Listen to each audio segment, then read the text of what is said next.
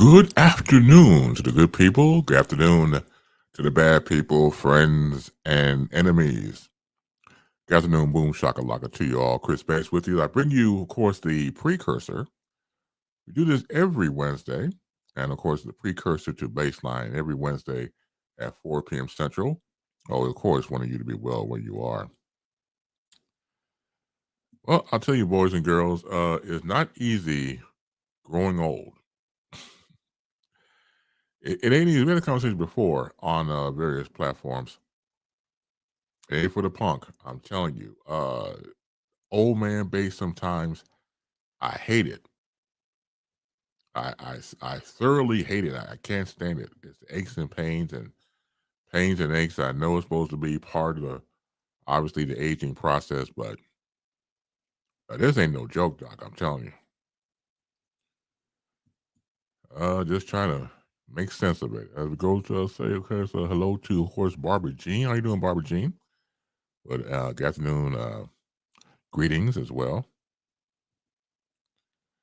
This is what I don't understand. See, you say hello to Omar. I don't see Omar yet. So you guys must see each other first before you acknowledge getting into the peanut gallery. I don't see Omar at all. So you guys got the upper hand on me. You guys see each other because again, I don't see him at all. I do not. Barbara Jean, thank you so much for going through the Chris Base channel on YouTube. I was before I got on here, I use StreamYard for my streaming services. Excuse me one second. So I'm getting a show together. So that they created this, I don't know, something called you can broadcast on Mars and MARS, some sort of acronym for some shit that they come up with. And I had to go through jumping all these hoops just to get back to do this. So, you know how I feel about tech. It can be very disgusting sometimes. Let's see.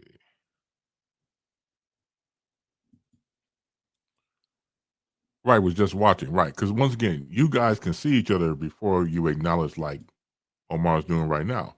Good afternoon and a happy Wednesday. I'm having a Philly cheese steak sandwich for dinner tonight. Also acknowledging Barbara Jeans. Like I said before, I thought it was kind of interesting because you guys once again can see each other before you get here to the peanut gallery. And of course, good afternoon to one end of Ingram. It is Scorpio season and says hello to Base Nation. I remember one time when that's the one thing I like about social media. You reconnect with people you haven't talked to in years. So I was reconnected with Innova years ago on Facebook, I believe. And so I remember one time we were having a conversation and we exchanged phone numbers. Once again, we go back to kindergarten together. And I remember one time we were on the phone and she told me that she was a Scorpio about 27 different times in one sentence. In one conversation, I'm not, and I love you. But you know you love yourself. So being a Scorpio this and Scorpio that. I mean, I know you love it. By the time the conversation was over with, I knew she was a Scorpio. Now I may look stupid, but but still, I was told over and over again, I'm a Scorpio. Scorpios do this, and Scorpios do that, and Scorpios invented sex. And Scorpios, I'm like, and I was like, damn it, I heard you the first time you said you were Scorpio.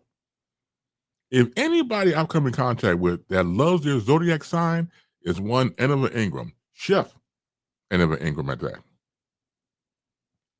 Loves it. When you say Barbara, I'm multitasking. I figured that I should say hello. Well, thank you, Barbara Jean. Barbara Jean stays busy too, so thank you, Barbara Jean, for multitasking and, of course, being part of the program. And, of course, Omar says hello to me and to Enova. Yeah, man. Let's see.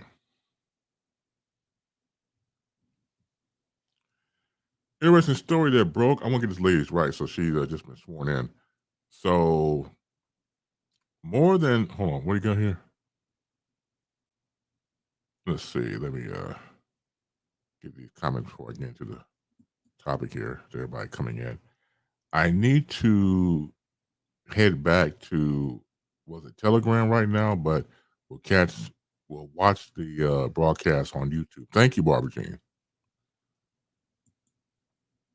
So Jojo, hey brother, hope all is well. Hope all is well with you, brother. My man, brother. About to call you bro. Jojo Collins celebrating a birthday recently. Happy birthday to you, still, brother. Hope all is well with you. Okay, so here's the dinner. So let me do all this before we get started. So dinner menu. Her, of course, and her brother Mark are the official chefs here on this program, and of course, Baseline on Fridays. So Mark is cooking dinner tonight. Buttermilk deep fried chicken breast with Creole rice and steamed peas. Drink homemade lemonade dessert. Fresh homemade brownies with vanilla ice cream. Again for the cheap seats for tonight's dinner. Buttermilk deep fried chicken breast with Creole rice and steamed peas. Drink homemade lemonade dessert. Fresh homemade brownies with vanilla ice cream. As always, thank you for sharing the menu as we read and gain weight at the same time. So, more than 7 weeks after the special election she had, Arizona Democrat Adelita Grijalda stood on the House floor and took the oath of office today, marking the end of a bitter standoff with GOP Speaker Mike Johnson, who had refused to seat her during the record government shutdown. Johnson swore in Grijalda in the House opened this afternoon to applaud from both sides of the aisle. Congratulations, you are now a member of Congress, he said. Going to say Grijalda's swearing in shrinks the GOP majority to 219 to 214, where just three Republicans' defections can derail any piece of legislation Johnson brings to the floor. Grijalda's September 23rd landslide, landslide victory to replace her late father, the progressive leader, Representative Raul Grijalda, generated a few national headlines.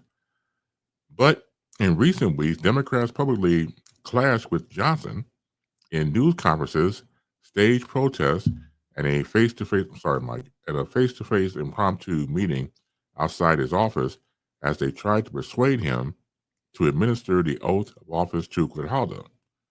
Arizona State Attorney General sued the House, trying to force Johnson to take action.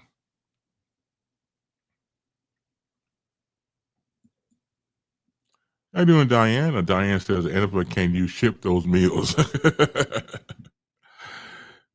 What I love about social media, and thank you, Diane, like I said, as we go through the program, I love to see people of my past and present and current, everybody come together. So with Annabelle, for example, I told you we go back to being in kindergarten together. Diane, we go back to high school together, uh, freshman year at Kenwood. She is also the godmother to my two daughters, Brianna and Mattia. So when you see people in your life come together, it's kind of like a who's your life type of thing. It's kind of cool. I appreciate that. And it's just the fact that I told Annabelle, Diane's a fan of your food. That'll be interesting. I mean, I don't know if Annabelle would do something like that. I know probably Diane's joking around, or maybe she's not. Because Diane gets excited, and rightfully so, because she asked for the what you call it, like the food lady at one point. Well, you got a nickname for Ed at one point, Diane, something like that at one point. Where's the cooking lady at one point when Anna was kind of late or didn't showed up when she should, or showed up when she did during the show one time. So Annabelle, you have a fan base of one and many that are coming in multitude, I believe, that look out for your menu. So again, maybe you two can connect and I don't know, maybe ship her out some food. Oh man. Yeah, that'll be cool. Diane, yeah. You two can, have a confab. Maybe she'll ship you out some food, get you a meal plan together, get you a price. Let's see, advertise. Hopefully, one day we can invite you over once we get the house together. Now, hold. I mean, you know, I love you. You know I do. But by the time you get the house together, I'm not knocking you. I'm just talking about fact here. By the time the house is together, I will be 87 years old. I'm 58 now. I'm on my way. I'll have no teethus. You have to, chew my food. I'll probably have to have it, I'll be gumming it.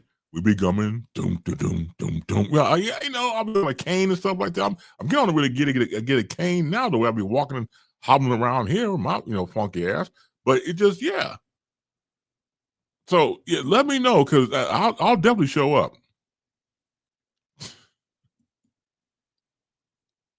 Really? Yeah, you know good and goddamn well. Okay, okay, not 87, not probably 77. Yeah, probably 77. Yeah, okay, I give you that. Okay, probably okay. I'm just fucking around with you. But I'm just saying that. Yeah, because once again, I mean, we on this program salute every time Annabelle and Mark cook. They're just great cooks,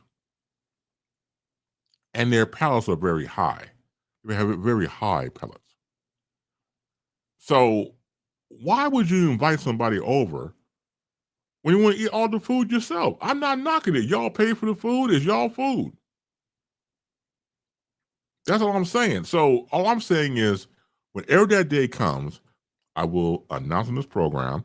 I'll even get spiffied up a little bit. I'll get cleaned up and go to the Ingrams and just have a nice time overall.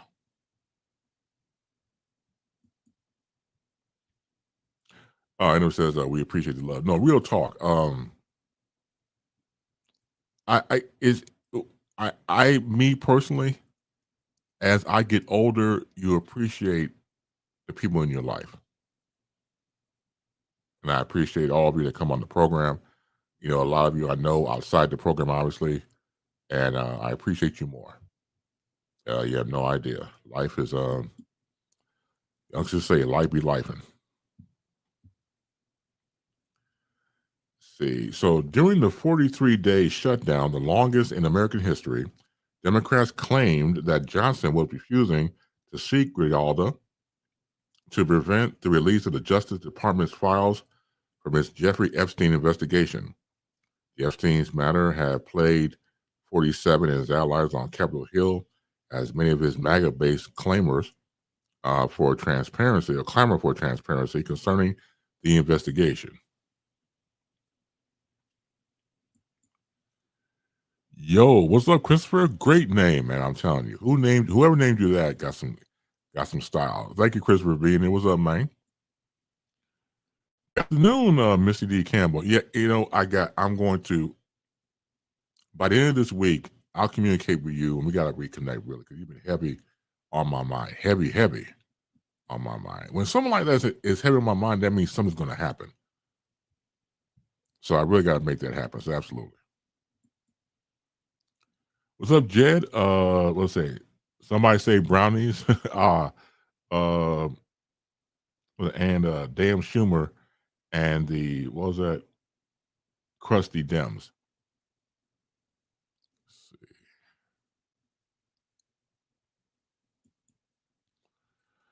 Misty says something good. I hope. Yeah, I got something for you. Yeah, I do. I really do. It's gonna be all good. What's up, Brian? Brian Kendrick. What's up? Hey, brother. It's been a minute. Hope all is well. It has been a minute. How you doing? Good to see you here. Absolutely. Um, let's go back to the whole thing with the topic, and we'll go back and forth. But what Jed had typed about Schumer. So Representative John Fetterman was on The View Tuesday, and Sonny Hostin had went up to him calling for Chuck Schumer to step down as leader of the Democratic Party, uh, and others as well, saying that he's weak and things of that nature.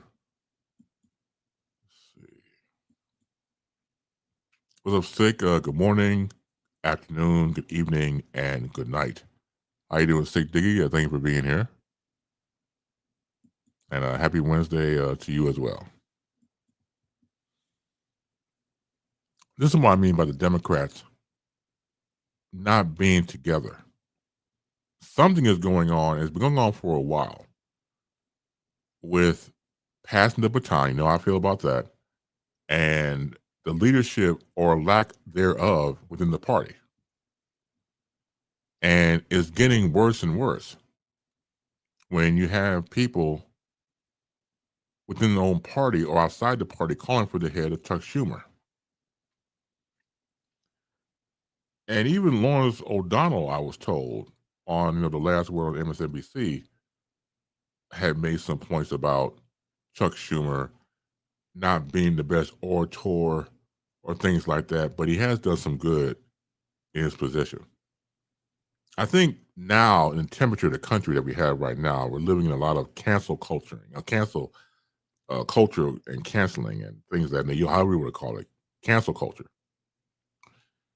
And there's a lot of it going on.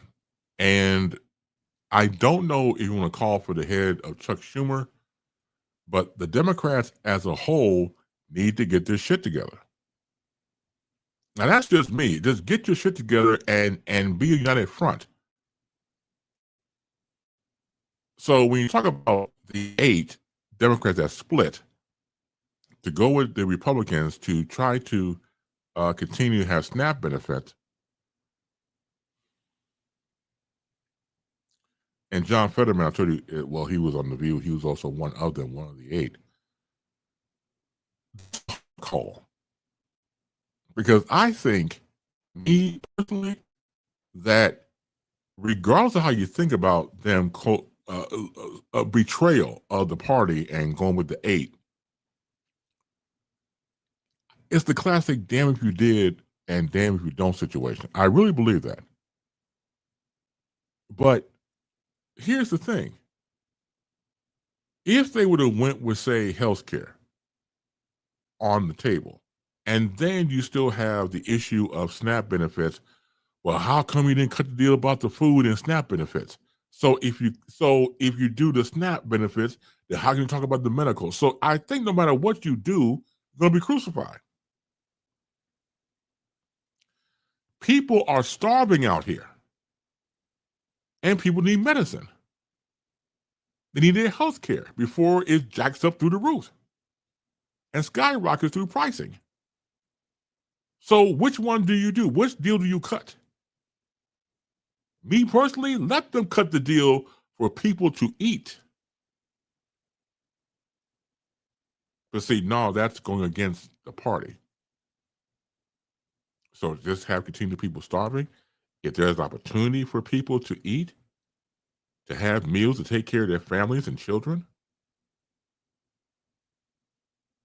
and then it becomes, well, can you trust the GOP to, continue to deal down the road? Then, if that happens, and it will, because the GOP has done it many times before, then go to the people, go have pressers, put their proverbial feet to the fire, and let them know you reneged on this deal. Make sure that the constituents see and hear this. So that way, by the time next election comes, there you go. This past election that happened in New York, New Jersey, and Virginia, great blue wave. People are speaking. People are talking. They're speaking through vote. The power of the vote, they're doing it. The power of the ballot. And Republicans know deep down inside that they're running scared, that they're backwalking a lot of things. We saw that earlier in the year when these people go to their constituents, go back to their hometowns, and these town hall meetings, and the constituents will let them have it. Would tell them. And so you saw a lot of them sit there and take it, or a lot of them just had to get up. Excuse me, I will see a man about a horse. And they get the fuck up and they go. Why? Because they can't take the heat. Because they are serving a wannabe dictator, and not what they signed up for.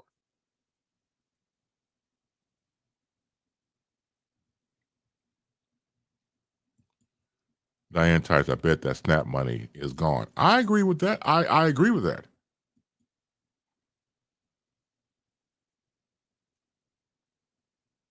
See, the government, as far as I'm concerned, also does the robbing Peter to pay Paul.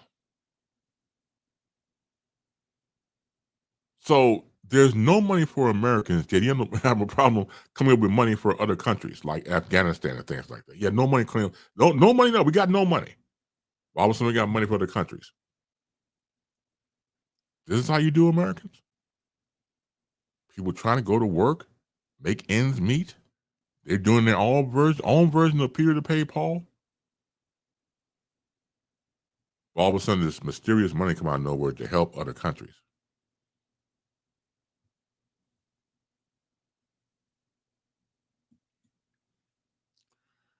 Sick types, but under what leadership?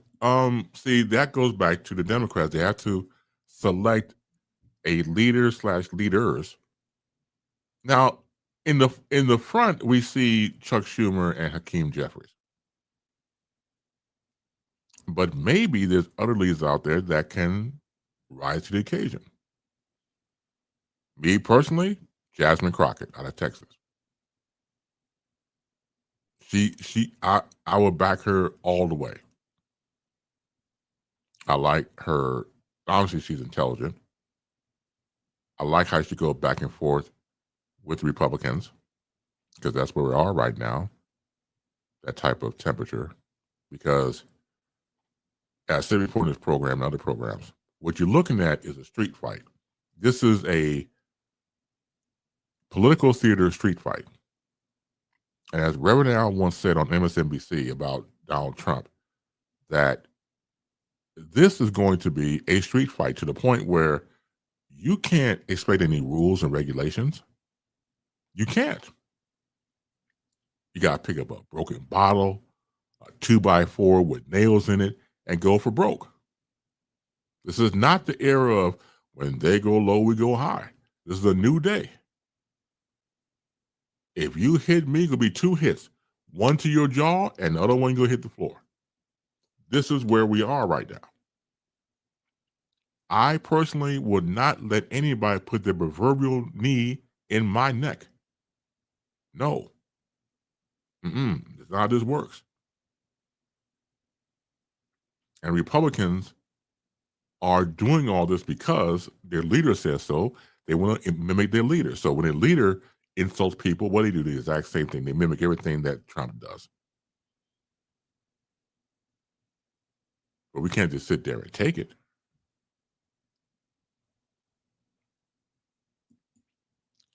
How you doing, Lydia? Says, hi, Chris. I agree. No one here should go hungry. Thank you. Yes, Jasmine. Oh yeah, Jasmine Crockett. Absolutely. Has my votes already. Whatever she wants to do. I like Jasmine Crockett. I like AOC out of New York. But see, again, the party itself got all these running around individualists. There is no set plan. Say what you want about the Trumpites. Say what you want about the Republicans. They stick on the same wavelength. They stick with the same playbook. You catch them in any forum or any presser or any mic or Fox News in particular, because Fox News is their hometown place. That's their home court.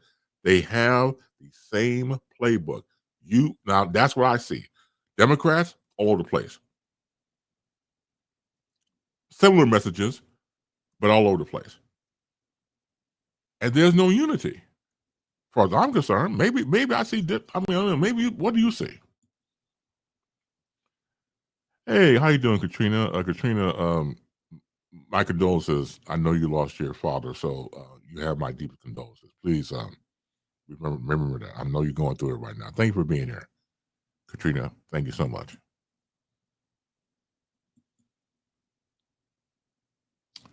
They can't deal with AOC or Jasmine. I like Congressman Justin, who stood up to the GOP. I do too.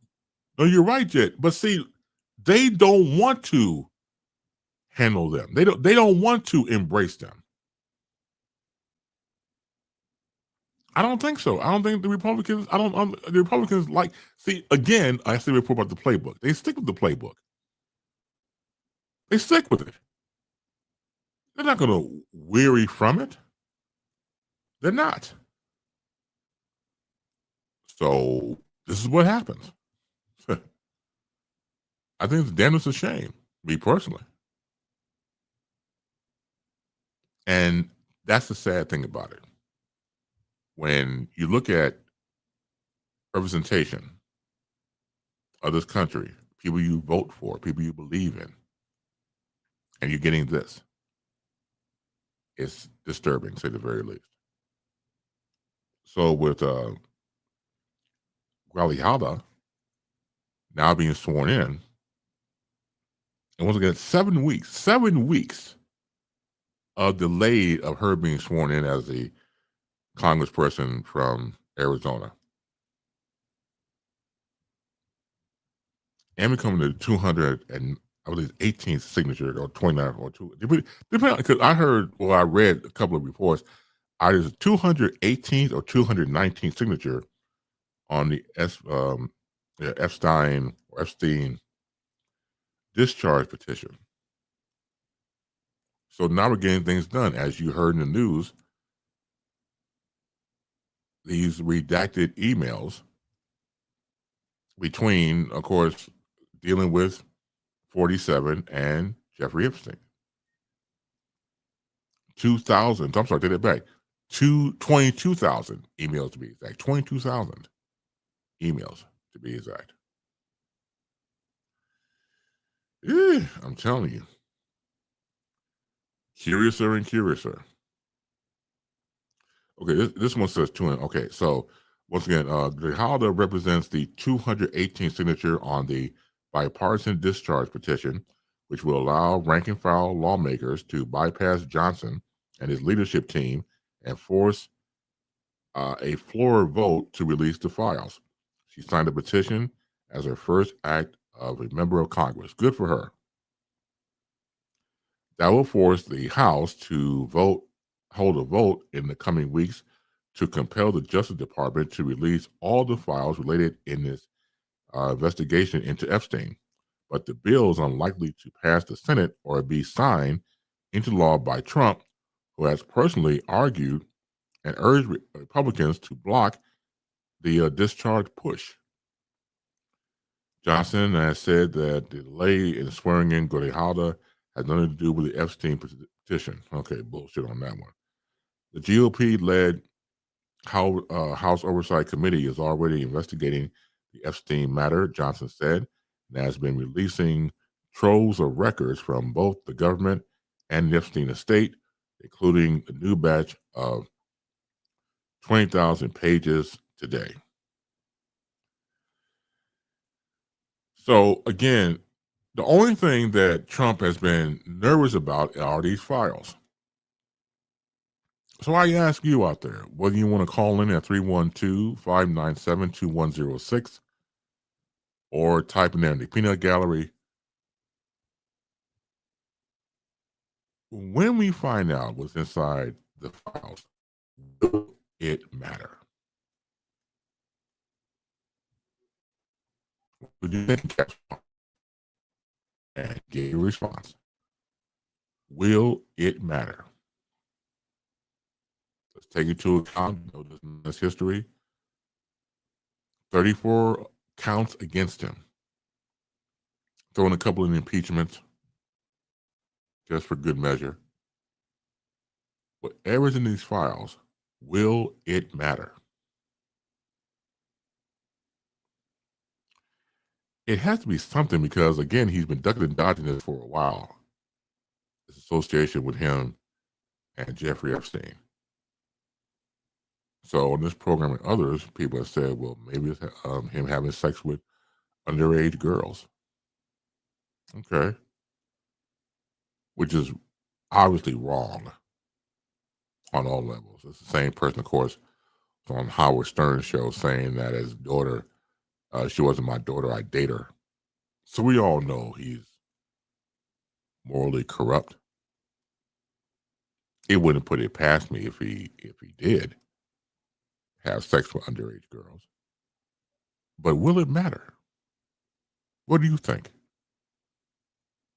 I think to some degree it wouldn't matter. Now you and I out there knows that it's not right, that it's disgusting.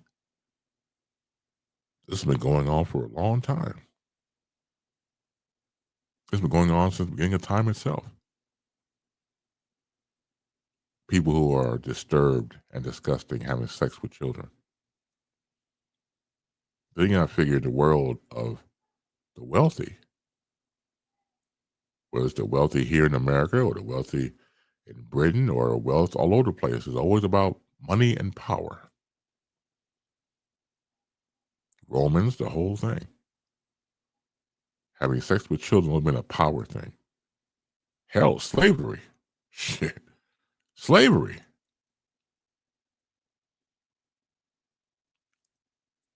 About the Epstein tapes, whatever it is with Trump in it, will it matter? Go ahead, I'll wait, type in there or call in. I don't think it would matter. I really do not. It should. I think a lot of people would, if the tapes come out and say if and when, let's go on to be positive and say when the tapes come out, we should be shocked and awed, or awed and shocked. Shock and awe and shocked, how you want to look at it. But will it matter? Or will he try to be removed from office? What do you think? I really believe that because of the power that Republicans have, or more so the Trumpites have, it wouldn't matter. Now, some people will complain or say, I would say complain, but have mentioned, well, why does he step down? We know, you and I both know he's not going to step down. Impeachment. You could be impeached and not leave the office. Hell, Clinton was impeached. The one who stepped down, of course, historical wise, was President Nixon. Because those GOP Republicans had pressed him and urged him to step down, and he listened. Nixon was always, out there. He was always the type of person who really did not believe in the fact of, like, someone who just really, put it like this: if you were to look in the dictionary and read the definition of being paranoid, yeah, that was Nixon. Absolutely. So there you go. I haven't seen anybody type anything. No, I'll wait. No, usually I don't press for you to interact like that, but I really want you to, because this is upsetting to you, the nation, everybody else. Here comes Jed. Okay, what do you got, Jed? Let's see. He would need better excuses than fake news now. Details are coming about past victims. Hope this makes a difference in GOP. Thank you, Jed, for yeah. Well, see, yeah, you can't run and hide. You can't from this one. But see, what he'll do is, he'll blame everybody. That's what he does. He blames everybody. Take credit for stuff and then claim you don't know anything and blame everybody for everything else. Just blame.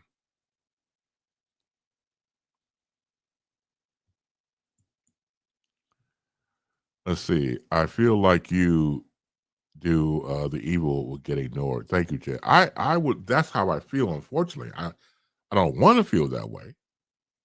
Not at all. That hurts my soul. It really does. But that's where we are right now. Depending on your definition of evil, hey, he's on he's on the throne of evil, meaning 47. He really is. And again, someone like him who should be more concerned about the country and trying to make it better, he hasn't made it better at all. He's made it way worse.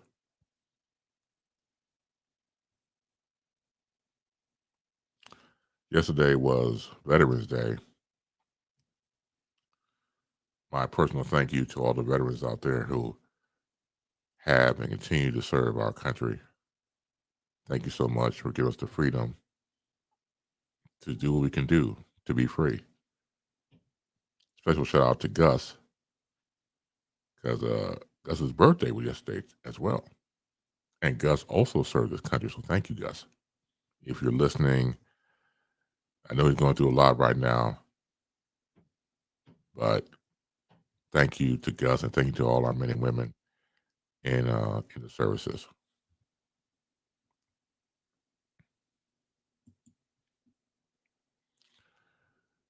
First of all, better for who? Uh, it depends again how you look at it. Sick. It depends again how people would hear this news within the files of the Epstein files. Stick also ties. Thank you for your service, Gus, and get well soon. Again, get well soon. Happy birthday to Gus, and hopefully he's feeling a little bit better. Man's going through a hell of a lot.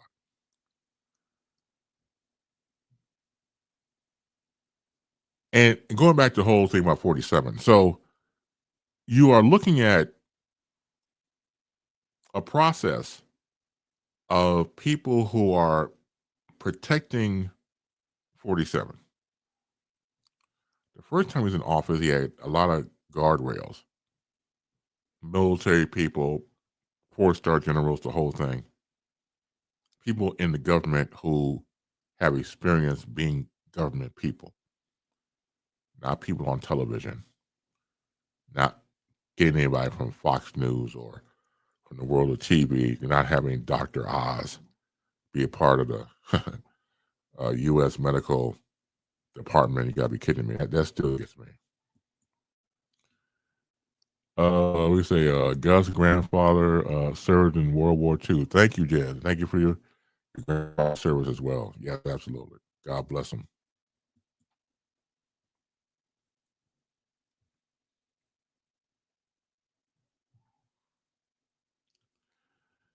You know what? It's really damning to see all this unfold when you know things could be better because you had better. And you let someone like him in, meaning Trump, and the whole Republican Party just bow down, just got on their knees and bow down and kiss the orange ring. And just to let it just slip away. Was it the best country? No, but it's what we have.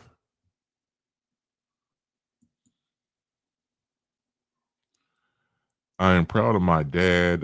He is a U.S. Army veteran. He served in U.S. Army for 22 years. He was in the Vietnam War from 1966 to 1967.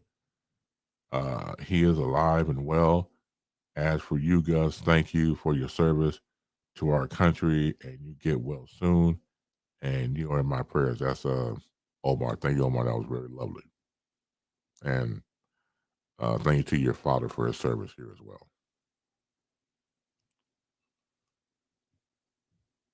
So you remove all the guardrails when you're 47 and replace these people who have no business being in government whatsoever. No business. Pam Bondi, the whole nine, Attorney General.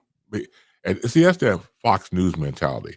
Because if you ever hear about Fox News or watch any documentaries or made or biopics, something like that, yeah, blonde, blue-eyed women. Because they're easy on the eyes for Fox News. Yeah, that's what was documented. That was a prototype. Tall, blue eyes, blonde.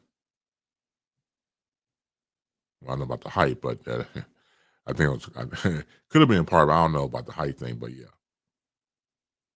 And then you have someone like Trump, of course, who came from TV, reality TV. So your whole cabinet is reality people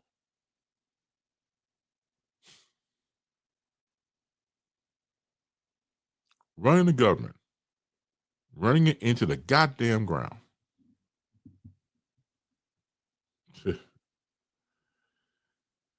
Woo, yeah. I got to step back because it's a lot to digest. It really is. Let's say before I've been doing this for a while now, covering news and doing news and commentary, but I've never seen a news cycle like this. And I keep telling you, it's beyond amazing to me. It's by design. The man wants to hear his name 24 hours a goddamn day in a news cycle. Now you would think that that it shouldn't matter. You're the president. Your name could be invoked in the news anyway. And then if you're watching cable news or a cable news station, of course, you get breaking news. I told you about breaking news. Breaking news is bullshit because you don't know what the hell breaking news anymore. Breaking news used to be legitimate. I don't think it is anymore. I told you my theory was. I think I think it's sponsored. I really believe that. Well, then I told you, you just come out. You can't come out and say breaking news sponsored by Tide. Though we're getting towards that, the way we're going in this country, that's ethically doesn't make any sense. So, like I said before, my theory is it's sponsored, and the first spot out the gate in the break will be Tide or somewhere in there. Maybe it could be the opening spot and the last spot going into that as well. So we don't know.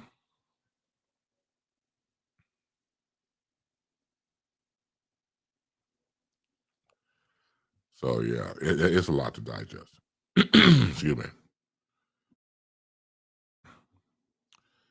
Eddie Murphy is celebrating 50 years in the show business with an inside look at his storied career. The comedy legend goes under the microscope for the Netflix documentary Being Eddie to begin today, as a matter of fact, November 12th.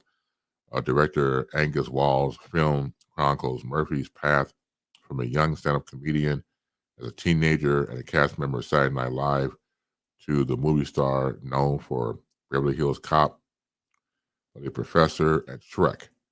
The documentary features interviews with Murphy, Jamie Foxx, Jerry Seinfeld, Dave Chappelle, Tracy Ellis Ross, Chris Rock, and many others. During an interview with the Hollywood Reporter to promote the film, the star opens up about putting previous beefs behind. That includes patching things up with director John Landis, who appears in the doc, and also with the SNL team for his 2019 return as host. Murphy reveals the colorful way he envisions accepting a potentially honorary Oscar and teases forthcoming reboot that he's most likely excited to tackle if he finished the script ever arrives. If the finished script ever arrives. Let's see. There were no guidelines. It wasn't going to be this type of documentary when it started out. I was going to do stand up comedy again. In 2011, I stopped making movies for about 6 years. When I got off the couch, I was like, let's do Dolomite. And the name of the movie called Dolomite is my name, and go back to Saturday Night Live and do stand up. We were doing this documentary just to show that what's it like to put a stand up show together. Then COVID hit and everything shut down. Afterwards, I was like, I'm not sure if I want to do stand up because I was paranoid about COVID. We worked on this thing for 5, 6 years, and now coincidentally, it's my 50th year in show business, a milestone for anybody. So I've seen the trailer after this show. I'm going to check it out. Being Eddie on Netflix. I tell people all the time when anything comes up, Stone Cold Genius. Stone Cold. And as you know, here's a guy who went straight from high school to Saturday Night Live. It really is unparalleled. So when you look at Eddie Murphy and his dynamic ability to adapt to be funny on the spot, and for those of us who came up with him in real time, we knew he was special. I told you when I was a teenager. So I think Eddie Murphy, I think he's about, I want to say he's about 4 years older than me, maybe 5. I want to say 4. So once again, high school, right to Saturday Night Live. And us as teenagers, we would, before, well, you go out on Saturday night, we would go stay home or go over a friend's house and watch Saturday Night Live and then go out. We were waiting for his skits. We were waiting for him to show up on screen, and he always delivered. Always delivered. So I reminisce about Eddie Murphy, and of course, Being Eddie on Netflix premieres today. What would you say would be some of your favorite Eddie Murphy skits on Saturday Night Live? Let's do that one first. Some of your favorite skits on SNL. That's easy to get for me. James Brown Hot Tub. I saw that. I almost choked. Too hot for the hot tub. I mean, I was lights out. So right out the gate, and you could type in, of course, when you want to call in at 312-591. I said, not 591. I'm going back to my radio days. That's what happens to get old. 597-2106. Don't get old. 312-597-2106 to call in or type in the comment section in the peanut gallery. I would say for me, the James Brown skit, Too Hot in the Hot Tub, and Mr. Robinson's Neighborhood. Those right there. Those right there out the gate.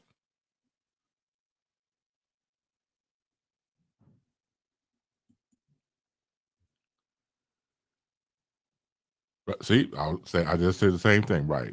6 says we remember Eddie Murphy's impression of James Brown singing a hot tub or Mr. Robinson's Neighborhood. Mr. Robinson's Neighborhood was hilarious.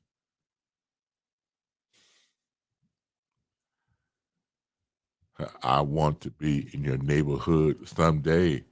The problem is when I move in, y'all move away. I'm telling you, he had it on lock. He would come in to this ghetto-fied apartment because he was in the ghetto, and he would change his shoes from whatever regular shoes to some Pumas, on the sweater and everything else. Oh man, let's see. My favorite skit of Eddie Murphy, he plays Stevie Wonder, and the real Stevie Wonder uh, sang with him. Yeah, that was cold. Yeah, I remember that. But Stevie, the real Stevie Wonder, I believe, was the host of Saturday Night Live, and he was on there, and they were singing "My Sherry Amore," and he was because he had this goofy voice at first when they were doing the skit, and then he started to sing a little bit, and he was like, "No, that's not it. That's not it." Yeah, that was a good one too. He had some memorable skits on there, man. I'm telling you. I remember, yeah, Murphy did a skit with Louis Gossett Jr. That's right, the great Louis Gossett Jr. Yeah, it was funny because as I remember the skit, I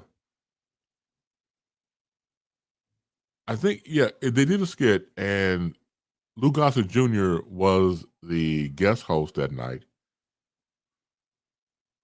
and they were going back and forth, and he was playing an older character named Murphy, and he said that uh, Lou Gossett Jr. was a gynecologist. Oh, you a crouch watcher. Excuse me, Mike. Crouch watcher. Jesus. Oh God, that was funny. That was good stuff, Doc. Let's see.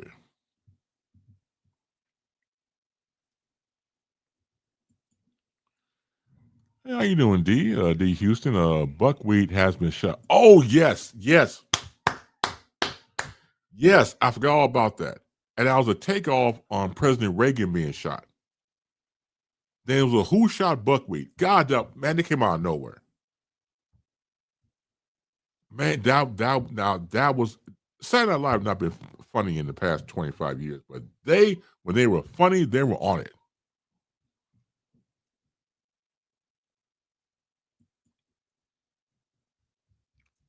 When he got made up as a white guy. That's right. That's another one. Yep.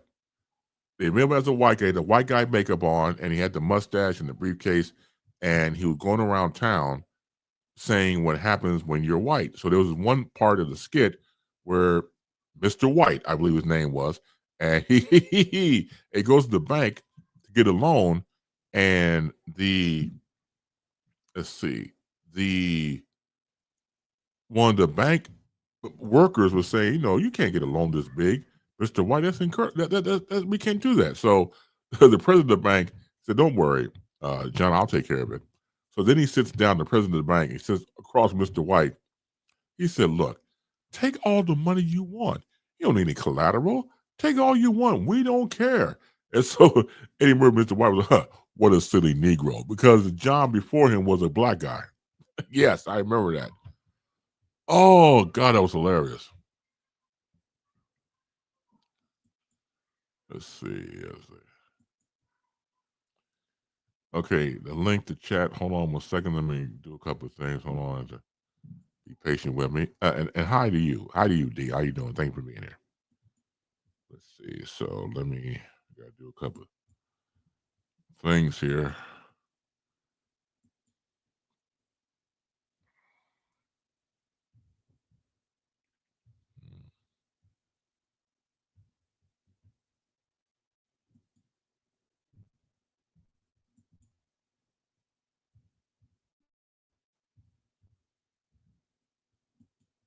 Okay, so put in a hot link. So only have a few minutes because we're gonna sign off at 5 o'clock. I'll probably go over a little bit, but I'm just let everybody know the time letting sick know as well. Let's see. So let me do this.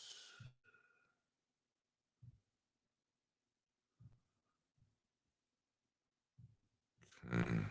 Oops. I don't want to do that. Right. Okay, got that. Let's see. Where am I? Is that what they did to me? I'm sorry. I'll tell you a little bit. Wait a minute. This is bullshit. Okay, hold on a second. Come on now. Okay, I'll try this.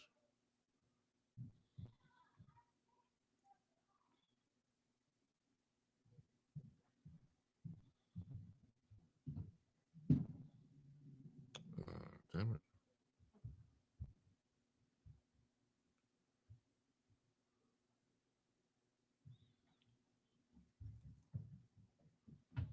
Okay. Let me see. Okay, so okay, there you go. All right, so this is some bullshit. Okay, not this.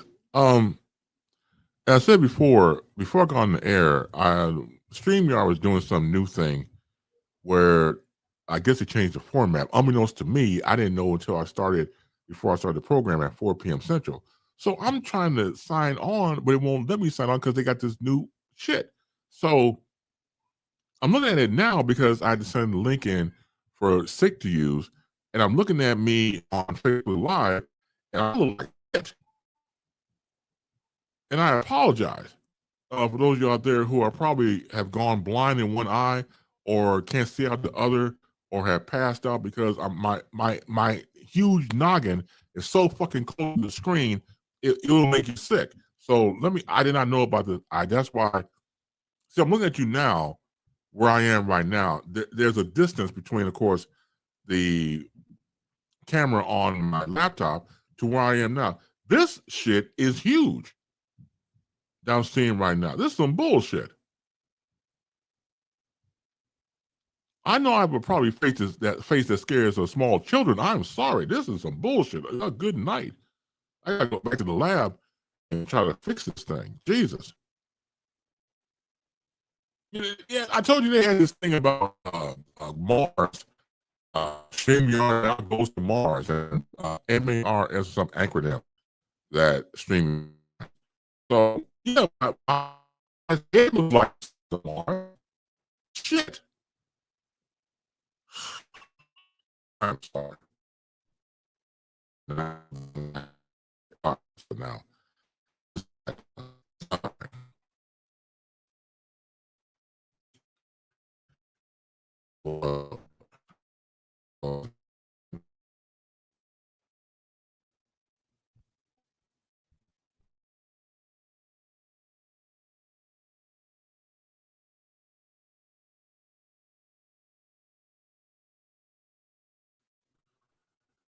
Okay, and see, now it's giving me the fuss again because we're back on now. It just gave me a little loop-de-loop thing. Jesus Christ, I am so sorry.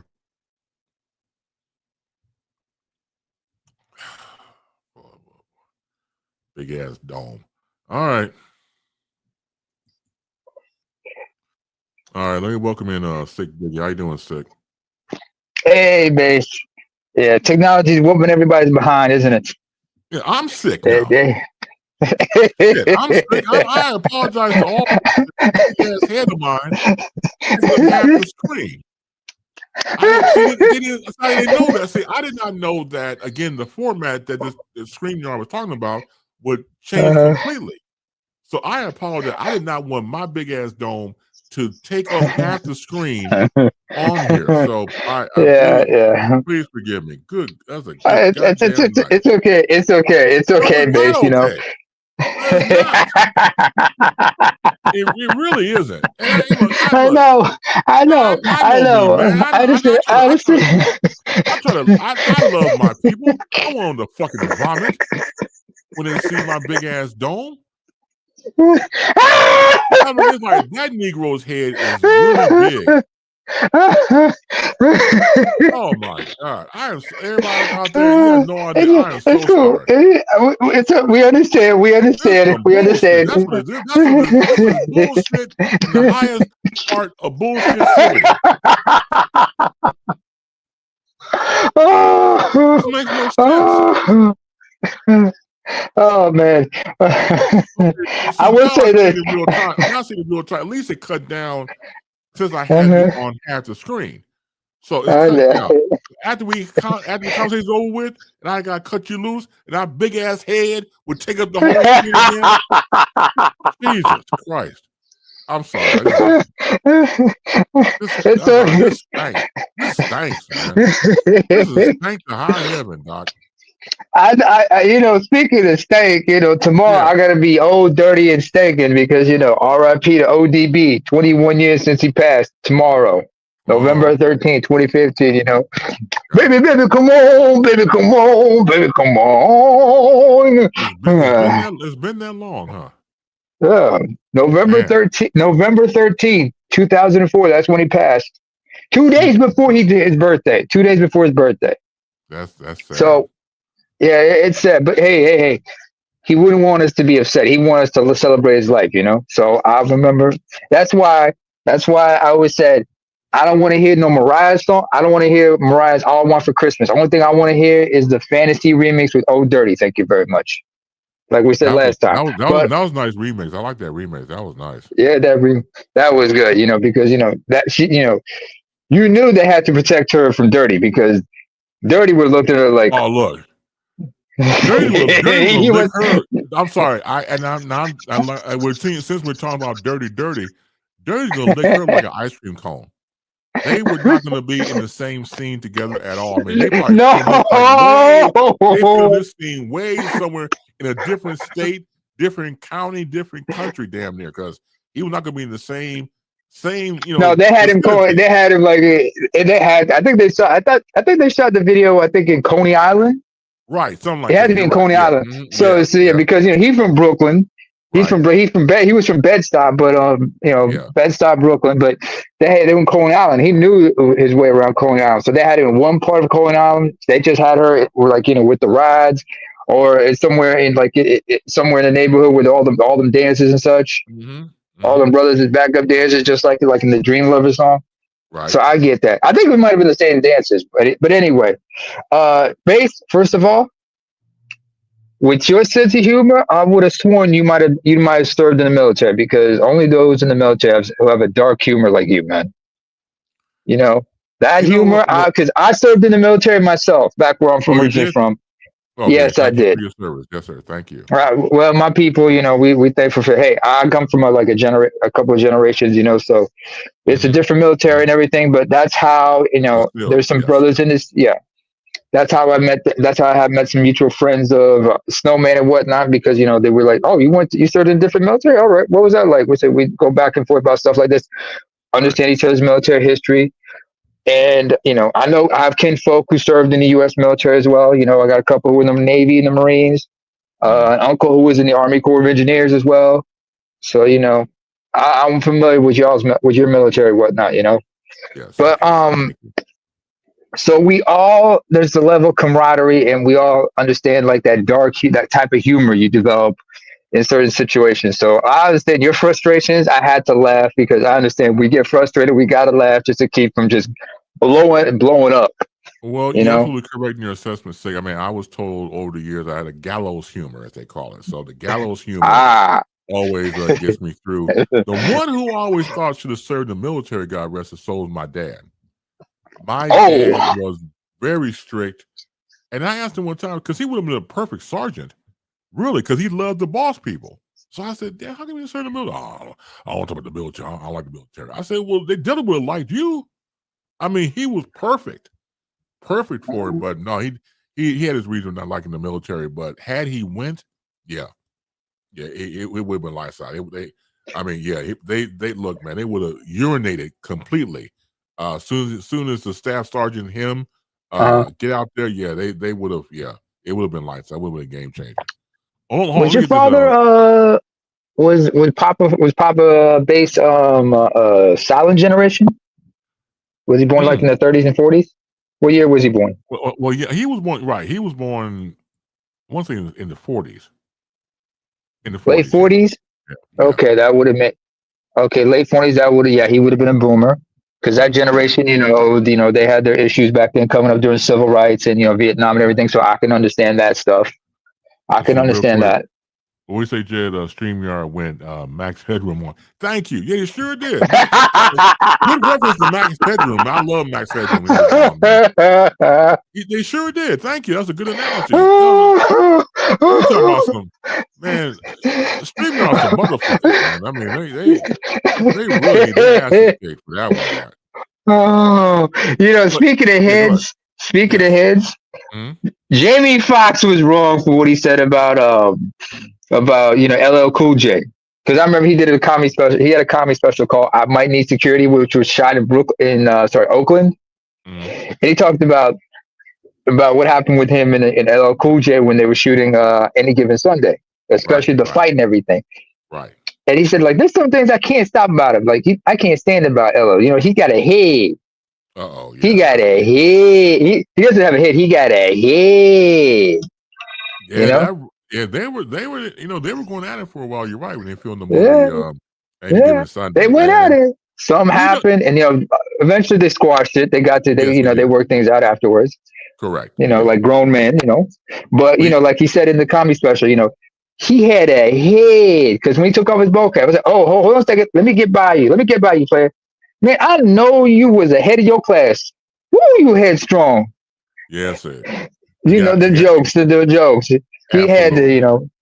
there's some big heads I've seen in my life. I've seen some people with some large heads. I remember, because I grew up watching professional wrestling, especially like in the 80s, 90s, but especially the late 90s into 2000s. There was a wrestler by the name of Prince Albert.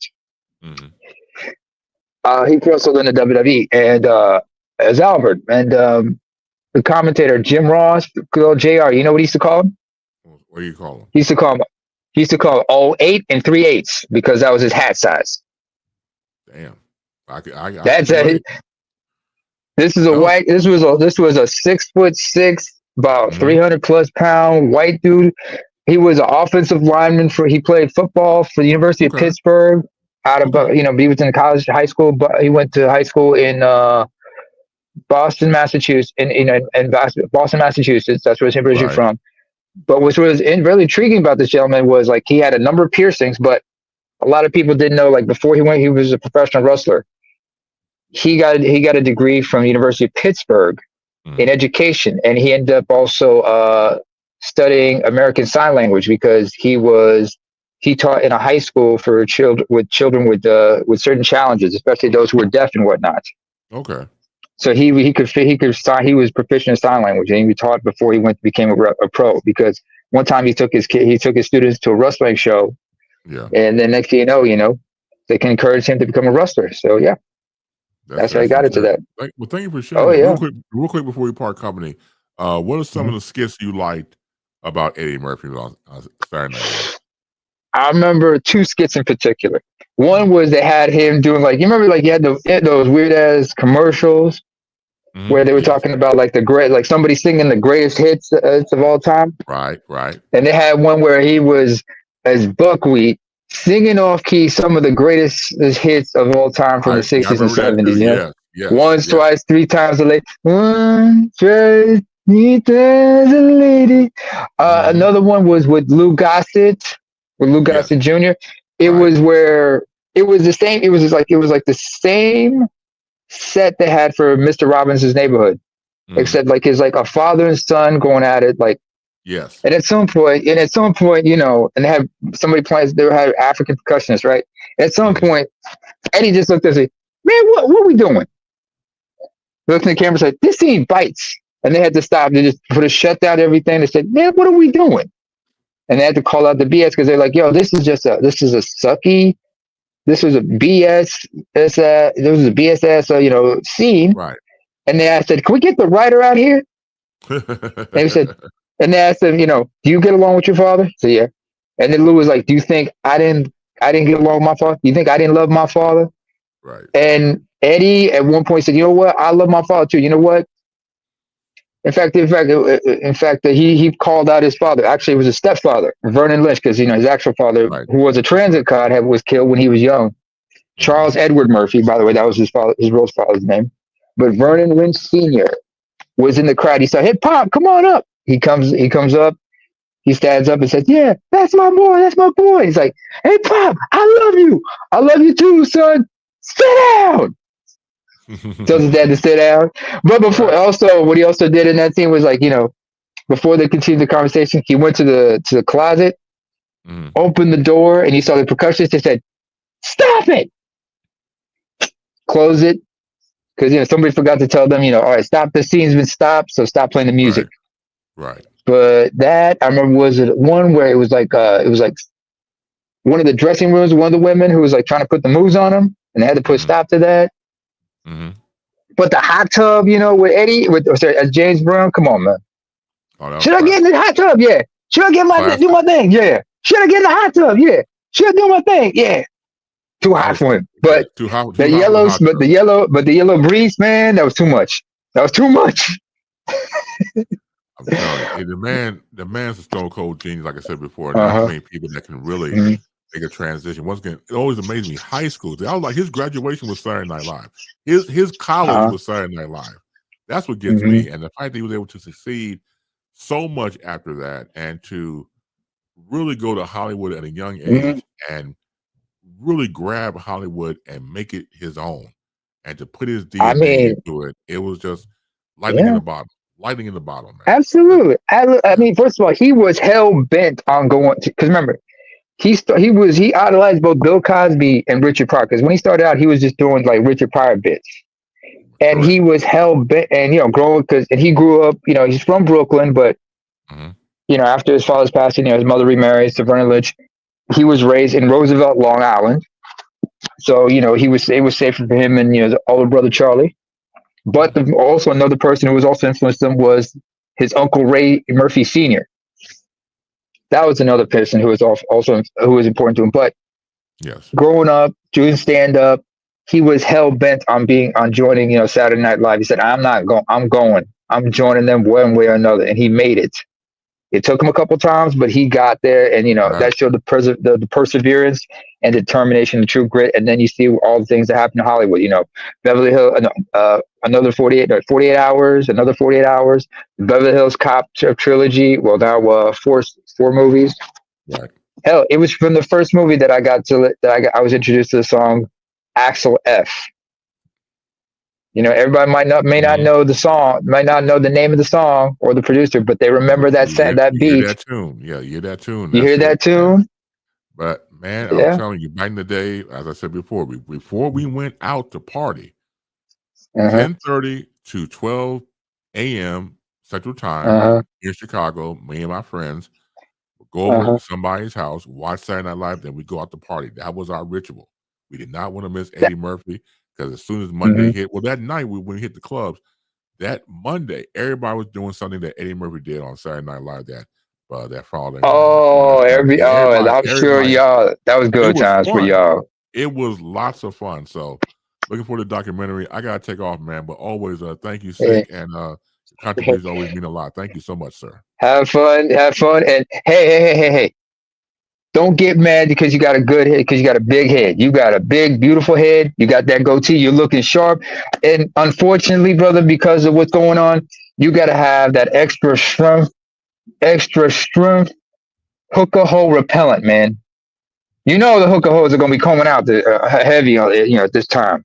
They Woo! already have. They came out. I'll tell you what. I'll do a recap on it on Friday. But yeah, they've been coming out strong on Woo! Instagram.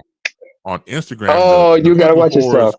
Yeah, the hookah whores Yeah. have returned on Instagram. So yeah, the hell with those. Oh, All right, Doc. You take care. Talk to you all right. later. All right. Love you, man. Have a good All right. week. Love you more. Talk to you later. Take care. Sick Diggy. Thank you, Sick. Yeah, once again, this technology always throws me off, man. They didn't tell nobody about big headedness that was going to expand until nobody. So, oh, man, I apologize. We are on the brace. Once I'm getting overtime a little bit, so thank you. We usually get out of here by 5 p.m. Central Time, but we went over a little bit. So thank you so much for being around for the Precursor. The baseline program, of course, will air the following Friday, same time, and all Central Time zones are different, but it's right there. So 5 p.m. Eastern, 4 p.m. Central, 2 p.m. Pacific Standard Time. Continue to be safe, continue to be sound, continue to be healthy, and most importantly, above anything else, continue to be loved.